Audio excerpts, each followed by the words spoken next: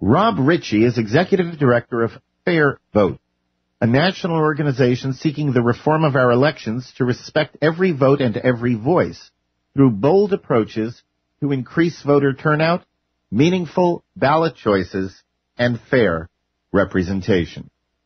Fair Vote acts as a traditional think tank through careful research, innovative analysis, effective educational resources, and timely conferences, but also creatively engages with leading reformers, thought leaders, and media to turn new ideas into widely accepted policy options. Rob graduated from Haverford College in 1987 with a bachelor's in philosophy. He's married and is the father of 3 children. Rob Richie, welcome to the Global Freedom Report. Thank you, Brent. Really glad to be on. You majored in philosophy, so let me ask you a philosophical question. What is the proper function of government? And in a just society, should all people have a vote or only those who have a vested interest in the land, such as property owners? Well, I would say, I sort of with the framing of the Declaration of Independence, that government is by the consent of the governed, and I guess government is to the point of what the governed meant it to be. So I think it's not necessarily fixed. I think it's part of why we have elections and why we have representative democracy and sort of within a framework of right protections, but we also have opportunities to kind of shape the world we choose to live in.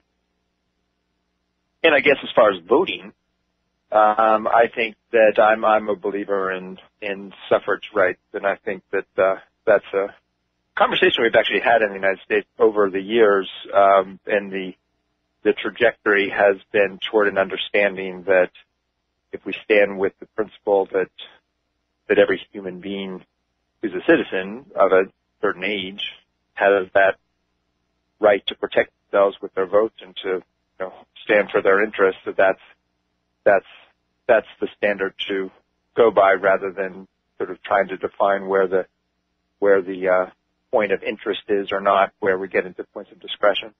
Well, let me follow up on that a second. First off, I just need to make a statement. On this show, we do not allow the D word, democracy. We do not live in a democracy. We live in a republic. Okay, and I have told legislators that on the air. I make no bones about it. We do not allow the D word here. But having said that, but I would say representative democracy is actually what a republic is generally. It's not a democracy, because democracy is just majority rule. Minority has no choice. It's democratic principles on a constitutional republic, because in a democracy, basically two wolves and one sheep decide what's for dinner. It's always going to be the same thing. But what I actually wanted to touch on there, and the reason I asked the question that way is, yes, you're right, this has been something up for debate. When you look at a community, for example, and you look at a bunch of people who are voting on whether or not to raise the property taxes, but they don't own any land. They don't own any property. So essentially, a bunch of people are making a decision that others should pay where they should not certain taxes. And somewhere in there, philosophically speaking, isn't there a basic injustice? Well, I think it's this gets to the heart of kind of obviously a knotty problem, or not knotty in in a KNOTTY in a sense of what does it mean with that, sort of your wolf and sheep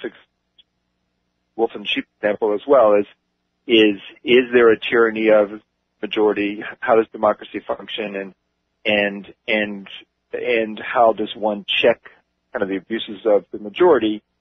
And I think that's sort of the ongoing tension within having elections and having outcomes of elections be clear. I think that what I seek when I want a fully representative democracy is one where our protections are more strongly permitted, and this gets into one of the things that we work for, is we support proportional voting methods, ones where if, you are part of a like-minded group of people who are 10% of a community, and there's 10 seats that are representing that community, that you should be able to have 1 out of 10 seats. That having as many people as possible have a seat at the table provides enhanced protections for what that minority group might be supportive for. What prompted you to start up Fair Vote? I know you were one of the co-founders. What was there something going on that you thought needed to be addressed, or was there an unmet expectation, or why'd you start Fair Vote? Well, I had a key role in starting it, largely because I felt that the two-party system wasn't accurately and effectively speaking for a lot of Americans, and that we needed a system that really allowed kind of a free market politics, like to have real choices and candidates that one could believe would really stand with what you think. And that's something that we often don't see in our politics. We get used to this idea of the lesser of two evils, and I think that's problematic for having elections that really reflect what we want. We have fewer people starting to participate, and their choices not really being what they want. And so also, like you said, that was like 20 years ago, and it was at the time that the term limits movement was really strong, and Ross Perot was running for president. I think there was a certain time in our politics where it made sense to have a conversation that we wanted to have, which was sort of take a step forward or take a step beyond that. Say, well, what do that actually gets candidates out there that we really want? And we're sort of entering that period again now. I think there's a real restlessness in the American electorate. Well, and what you said, that choosing the lesser of two evils means that you're choosing evil. And there's got to be there's got to be something better than that, even if it's the lesser of. I can't believe those are the only options. But in all honesty, we've had this discussion, not you and me, but, this discussion, the American people have had this, numerous organizations for decades. Do we really have the possibility? Can we really get beyond the two parties, the Demos and the Republicans? Is America so locked into that no matter what candidate comes forward, no matter what principles somebody espouses, if they're not a Democrat or a Republican, they're just plain not going to get elected? Well, it's totally a function of our rules. It really is. That we have votes being cast right now for candidates outside the major parties. We have votes. We have more and more voters registering as independent or with third parties, but we have a system where those votes get silenced or sort of effectively suppressed, silenced, because they can't win anything. It would be like if the only way that you could make money as a new business would be to be the biggest player in that business. Like, you couldn't make money on smartphones unless you were bigger than Apple or something. We have a way that because we have a winner take all voting rule, if you're sort of hopelessly behind and people say, look, that person can only get 7%, 10% or something, that's just not close enough to have a chance to win, then effectively you're nothing. Or you can actually be this quote unquote spoiler. You could be someone that in fact helps your greater of evils win. And that's the sort of punishing impact we have with our current rules. So the rules that we focus on for changing voting methods, and it's a little bit different than the presidential primary discussion that we will soon have, but it's about how when we're, say, in a general election and you've got someone like a Ross Perot or a Ralph Nader or a Libertarian or what have you running, and you might want to vote for them, but you're saying, no, I don't think that person can win. There are ways that many places have presidential elections where you could, which you either have a runoff system where if no one gets 50%, the top two have a second election, and then it's your sort of choice between lesser of two evils. But in that first round, you can really vote for whom you want. Or there's a way to do that in one round, which is called an instant runoff, where you rank candidates in order of choice. And that's still a winner-take-all system, but it allows you the freedom to kind of vote for the person you want and give them their best chance. Then there's these proportional voting systems for legislatures. This would be when you have more than one person being elected to serve in a city council or a state legislature or Congress. And that's where if you have, say, 10 seats and you're with a group of people that kind of across that area, once there's 20% of you voting together, then you get 2 out of 10 seats. Then suddenly the difference between 5% and 10% can mean actually winning representation. And so suddenly a lot more votes come in play and there's a lot more choice.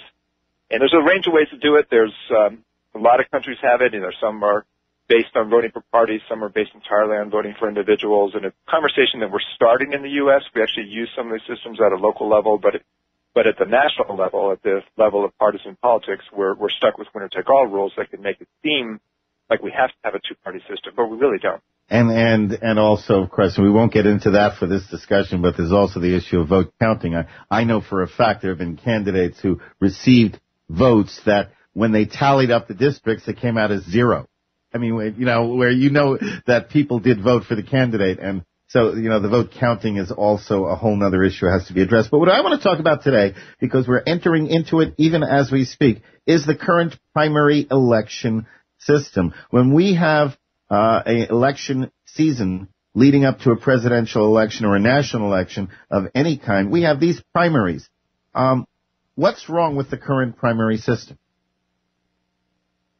Well, so looking at presidential primaries, I mean, one is sort of stepping back from, to look at the whole enterprise.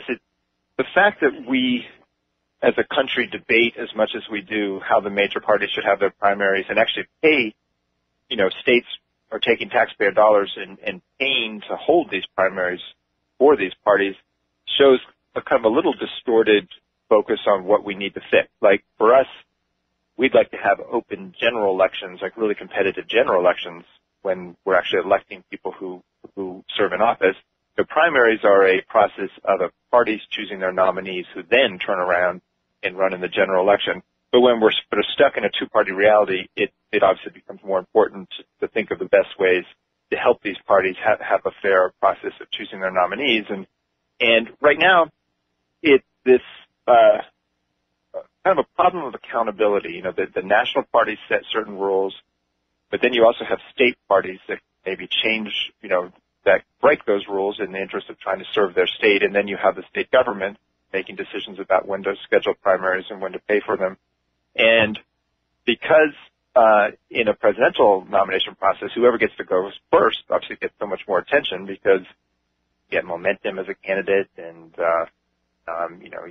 you actually don't win that many delegates necessarily, but you get kind of the media attention and the front runner mantle that the candidates spend an inordinate amount of time in the early contests. And right now, it's always Iowa and New Hampshire, right? So we have a problem right there in that however great Iowa and New Hampshire might be, you can make a case for other states being great too, right? But they never get to go first in the presidential nomination process, and that's totally an accident of political history. It's not that there's any rational reason why they should be first. It's just they've kind of asserted their right to do it, and they keep it. And so there's a race to go first, and that's what we're in right now, where the Republicans tried to move their schedule to start things a little later so it wouldn't extend to be such a long process.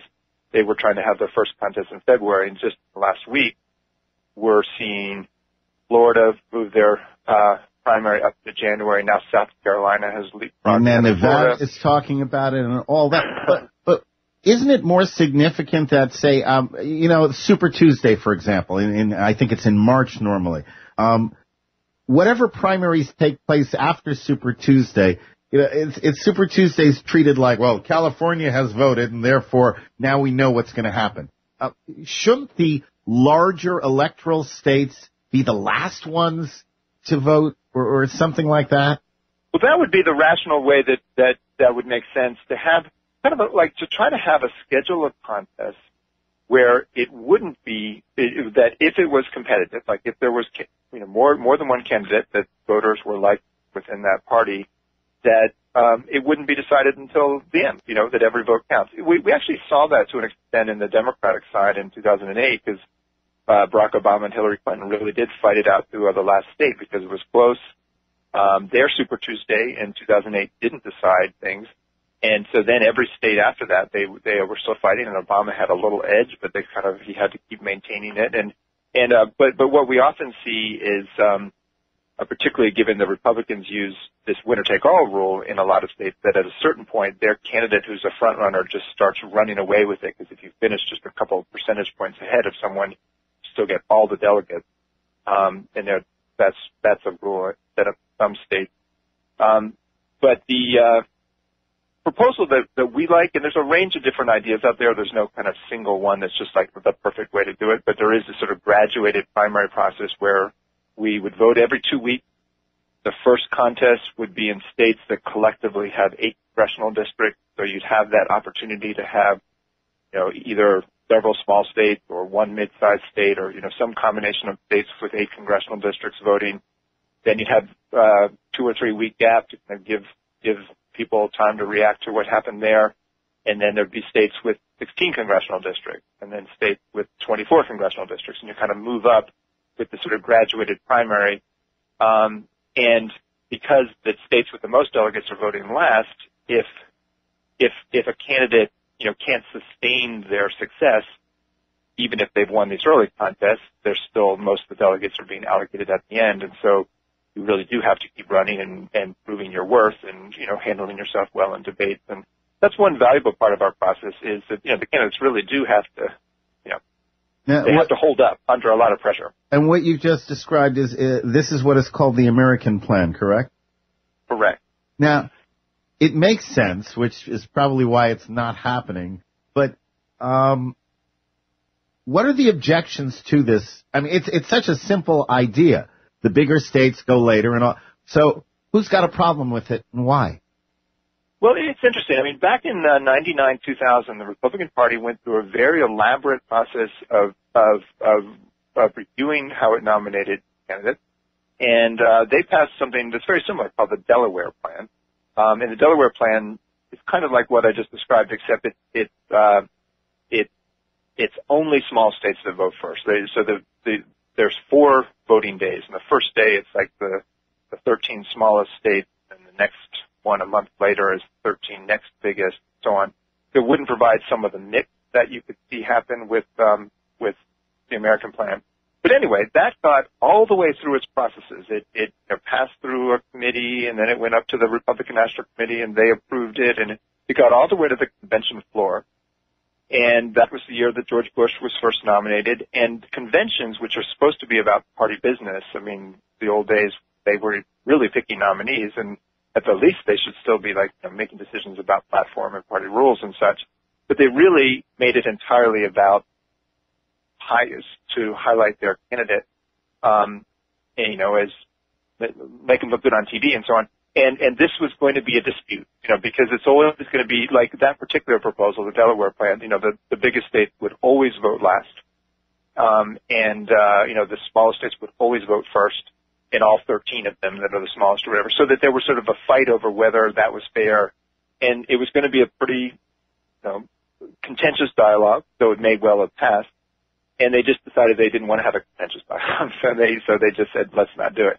And you also have a situation where they can only change rules at the convention, and the conventions then become about candidates, and someone has just been nominated, and they know they're often sort of up for re-election 4 years later, and they might say, well, let's just kind of keep rules where big money plays a big role. And in other words, I can sort of walk.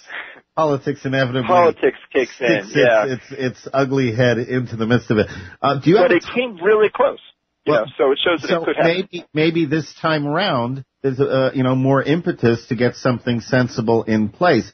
If so, Are you targeting 2012 conventions for the American plan, or is this for something in the future?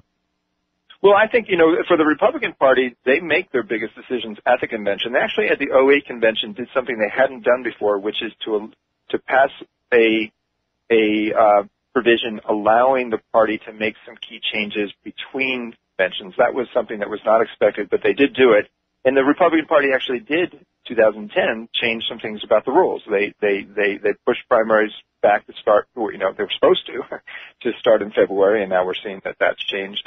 And also require all contests to be to allocate delegates proportionally before April 1st, and then they can allow winner-take-all contests after April 1st. And that was a new rule to kind of make sure the contest wasn't over prematurely. So this is kind of like ongoing. But having something happen at the convention is kind of the safest bet that it really happens. And I think that a lot of it will depend on people's perception of these next few months. But if people see that this process, again, is really broken down, people are frustrated by that, maybe they're not entirely thrilled with the nominee they end up with or whatever, but that can be an opportunity for them to say, well, let's try to get it right I mean, one thing that'll be interesting is that we don't know yet what the 2016 election cycle is going to look like. If it ends up that Obama wins next year, then we'll have another election in 2016 where it's an open seat for both parties, right? If a Republican wins, then that Republican presumably will be running for re-election in 2016 and have a certain interest in keeping the rules in a certain way. But if there's no incumbent running in 2016, that's actually the best time to get a change, which is why there was sort of a plausible opportunity to do it going into 2008, because neither party had an incumbent president. We sort of have these little windows of reform opportunity for it.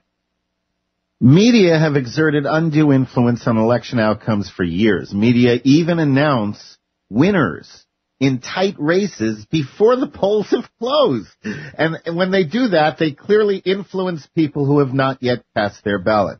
Is there anything we can do to reduce mainstream media influence over our election? Well, it's a great question. I mean, because it's really powerful, and they do pick winners. And one way we can see it is, we're critics of the idea of these sort of winner-take-all primaries, and also the sense that like whoever wins these early contests, gets all the attention, and they may have had like 28%. Another candidate has 27%, but it's like, wow, you won with 28%, and you're below of the front runner. But that can actually start happening even just with polling, right? So that you'll have a new poll coming out and, so and so's ahead with 25%, and they're the front runner, and so they start getting more money, and they start getting almost this sort of glow simply from a poll, rather than from whatever reasoned debate and discussion. I think that one thing, kind of a minor thing, but I think an interesting thing, is that we can encourage more creative polling that allows voters to say more than just who that one person is that they're ready to vote for right now, but how they feel about the candidates. And that can be an opportunity to show that a candidate who might not be doing as well, actually a lot of people like that candidate. So you could say, rate candidates on a scale of 1 to 10 in a poll and say, well, that person's a 10, that person's a 9, that person's an 8. And suddenly it might show a certain candidate that a lot of people actually think they're really good, even though they aren't at this point thinking to vote for them. And then that might sort of show another way that a candidate has something to take another look at.